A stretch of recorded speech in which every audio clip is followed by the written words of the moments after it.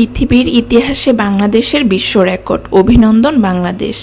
প্রথম 10 দিনে ছাত্রছাত্রীর হাতে 1169 জন সম্মানিত শিক্ষক লাঞ্ছিত। আচ্ছা, শিক্ষকের পদত্যাগের জন্য যে শিক্ষার্থীরা নিজের কুশিক্ষার পরিচয় দিচ্ছে, আমি জানতে চাই তাদেরকে কি কোনো মানুষ জন্ম দিয়েছে নাকি কুকুর বিড়াল? একাধারে সব নেমেছে শিক্ষকদের পদত্যাগ করার জন্য।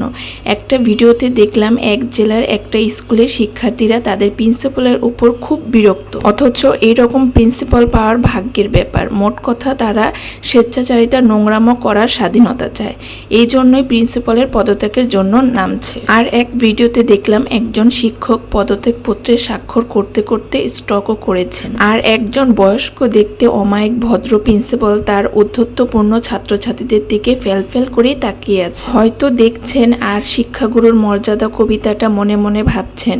তার নির্বাক চাহনি দেখে নিজেরই কষ্ট হচ্ছিল।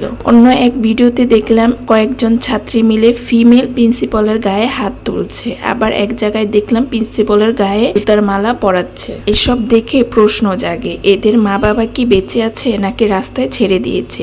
বিদ্যালয়ে শিক্ষক দিবে নৈতিকতা আর পাঠ্যপুস্তকের জ্ঞান, বাসায় বাবা মা শিখাবে কিভাবে শিক্ষককে সম্মান করতে হয়। কিন্তু আসলে তা হচ্ছে না। বাবা মা যেমন অনৈতিকতার, সন্তানরা নিজেদের পরিচয় সুন্দর করে তুলে ধরেছে। এদেরকে থামান প্লিজ, এরা দেশকে, শিক্ষা ব্যবস্থাকে অসুস্থ করে ফেলছে। এদের জন্য আমাদের নীতিবান আদর্শ শিক্ষকরা খুব সাফার করছেন। কাকে কোন জায়গা থেকে পদত্যাগ করতে হবে সেটা দেখবে সরকার।